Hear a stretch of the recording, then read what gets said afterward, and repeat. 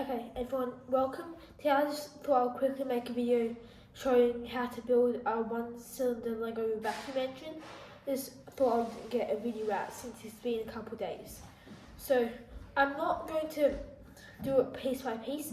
I'm just going to show you individual parts and show you how they join together. I'll also show you how to lubricate the engine. I'll also be showing you what parts you should try gluing and a good glue to use. So let's get started. So I have this big wall which connects the wall, which you'll see how it goes later.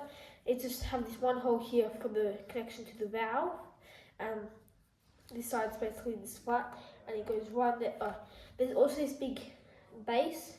This does support everything. This goes right on the end there. Then I made this other big wall on the end to support the flywheel, but I'm going to put that on later. This is the flywheel I've been using, and these are parts that I'm going to clip to the top to hold the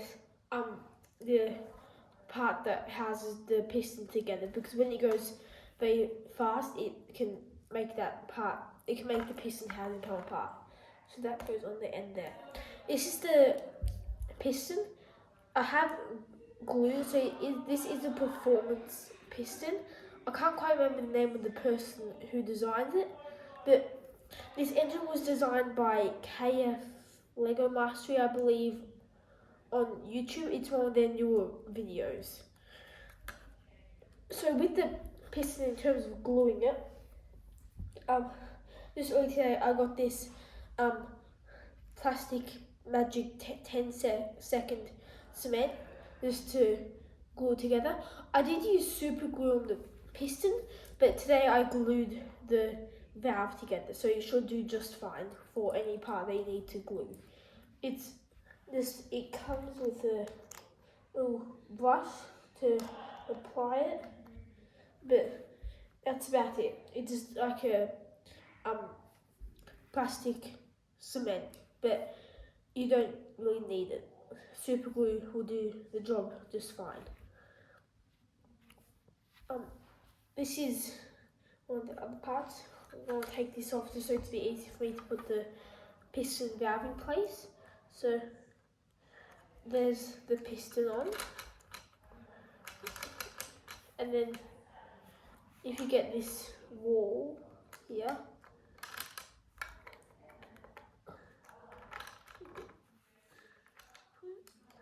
it just clips right to the middle, so you should see 4 studs on this side and 4 studs on this side in between walls. And this is the valve, using this like L-shaped piece to block it off. So 1 by 1 with holes here just to connect this without limiting airflow, and 1 by 4 with holes to connect it to the bottom of this half stud thick technique piece. These yellow parts from most Lego engine sets.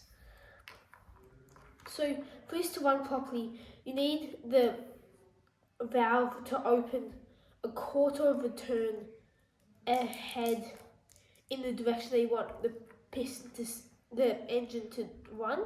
So in this case, we're going to make this one run counterclockwise. So if it were to spin this way,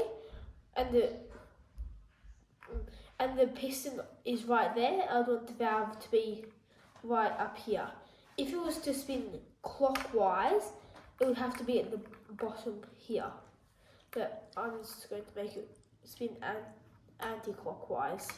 So that's the piston and the valve done. As you can see, they spin smoothly. Actually, I'm just going to show you how I won't need this. Actually, no, I will. So I'm just going to quickly glue this crankshaft together, because just earlier it separated when I was running the engine. So in terms of gluing things, I'm just going to get glue. Just glue only takes 10 seconds to harden, but it only starts hardening when once two plastics join together. So just going to put some on the end there. You need to be quite generous with it, otherwise it will come off. So now just give it some time to harden. I like just to hold it tight.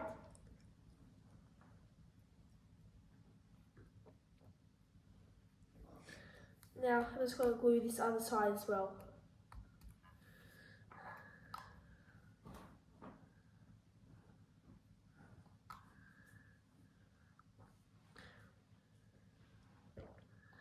Okay, I'm just going to give this some time to harden and then I'll move on to gluing the valve. Okay, that should be good. Just going to leave it there to give it a bit more time.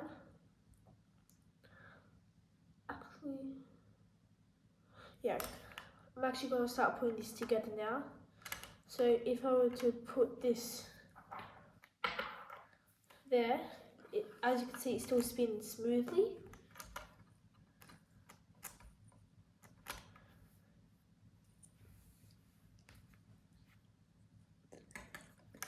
And then I'm just going to get this on here. So as you can see, it still goes together smoothly. Now, if this is going to spin anti-clockwise, that way, I need to glue that there. I'm not going to put as much glue here.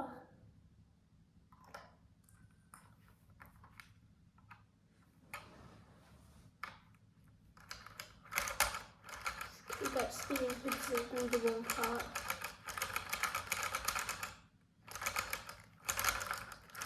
Although, as long as the valve is 90 degrees left or right from the piston, the engine should run just fine. You don't really have to worry whether it's going clockwise or anti-clockwise. They both have a similar effect. Well, in fact, the engine runs the same. The only difference is really the way it spins. Just making sure the glue doesn't stick to the wrong places.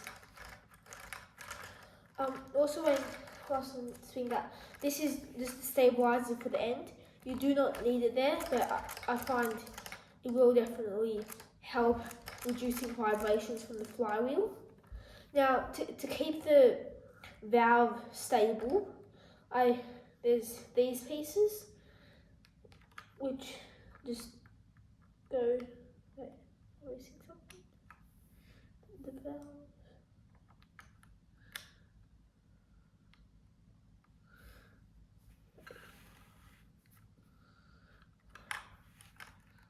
Oh wait, no. Yep, this way.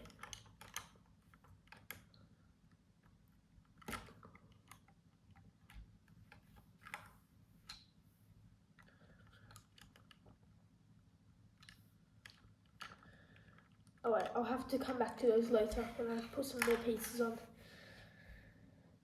Now I'm going to get the piston housing on. So once again, it's just a basic square. The piston is a 4x4 square, so it fits in here perfectly. And this piece in the middle here, you need to lubricate both sides because one side the piston rubs on and the other side is for the valve. So you want to be careful with that.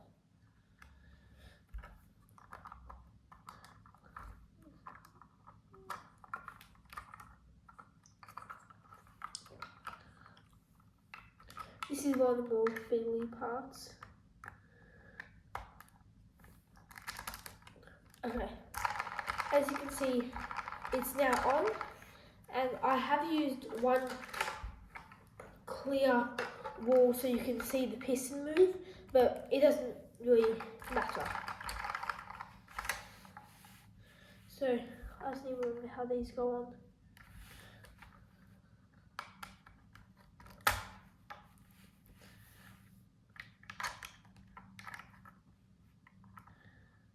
Okay, yep, I remembered. So I'm just going to lift it up a tiny bit.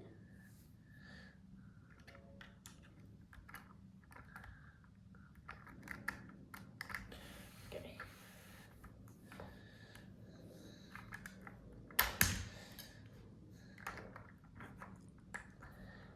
probably one of the hardest parts to put together. It's because everything has to line up perfectly. Otherwise, something won't go in. I have had to sand down the 1x4 with holes piece on the valve. It's kept rubbing along here and leaving these little green marks just from the plastic making dents. But I just gave it a little light some sandpaper, and it now works perfectly fine. So yeah. Okay.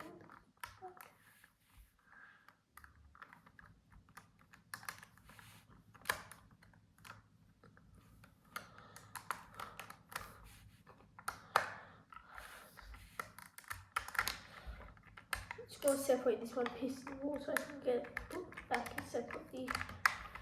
Okay. That's the valve.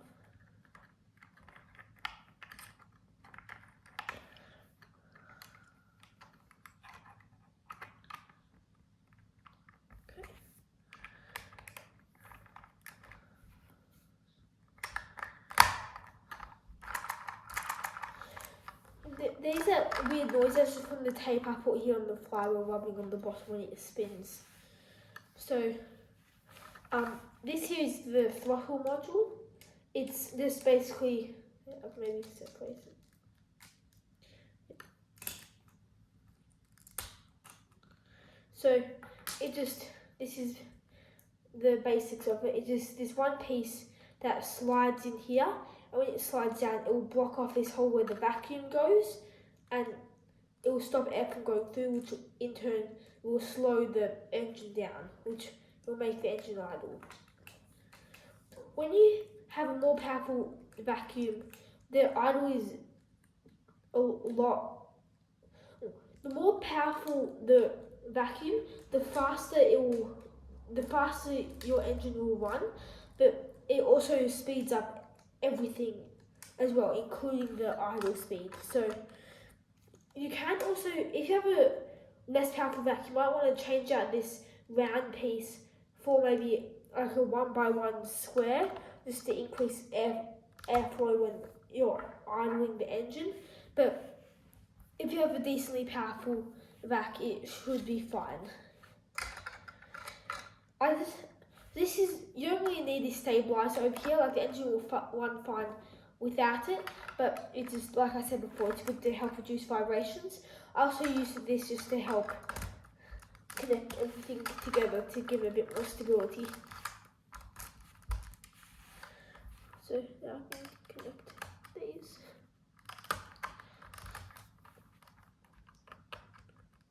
Actually, before I connect these, I'll show you how to lubricate the engine. So in here's where the piston goes. You can use some oil, but I find silicone-based WD-40 works very well. So you just want to give it a light spray on the cylinder walls,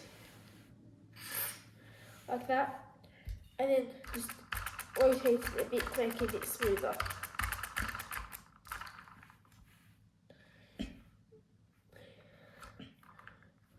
The valve doesn't usually need lubrication, but you might, if you find it getting a bit sticky, you might want to put a bit on there as well. But I find you only need to lubricate the valve like every 5 times you lubricate the piston, because especially with this engine, the valve moves half as far as the piston head, so it's not wiping off as much lubricant when it runs. I have added this extra piece along here, so previously when my valve did pop off, it wouldn't completely fly out, but you don't need it there. Let's get these pieces back on. Later, I will edit in the clip of the video at the end of the video, I will show a clip of this engine running, and if I although I'm still working to get up to full speed. Because I do have a smaller flywheel that makes it run significantly faster, but right now, whenever I try to run it with that flywheel, it just makes some part of the engine fall apart. So I'm still trying to get it to run smoothly with that faster flywheel. But yeah, that's the engine. I have added these extra little parts here just to make it look a bit neater, but you really don't need them. So it runs quite smoothly. So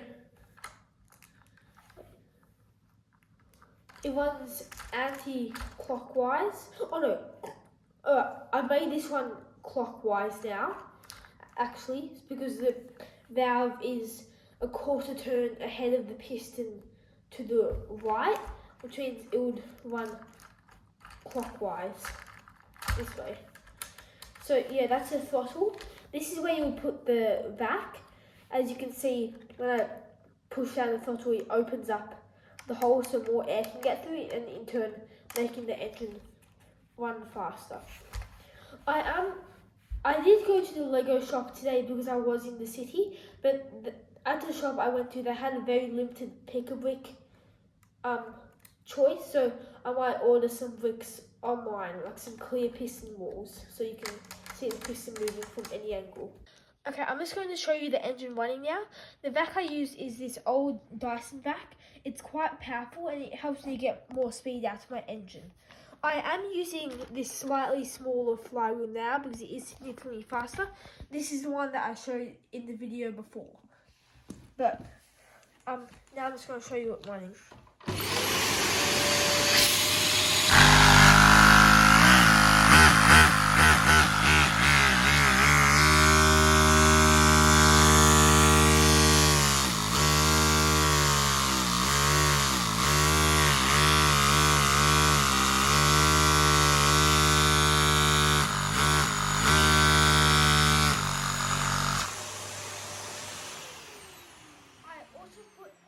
Tire on the end of the vac tube just so I can get more suction from the vac because it's quite curved. It doesn't really sit properly on the Lego, so I just put this tire on the end so it gets a bit more suction power.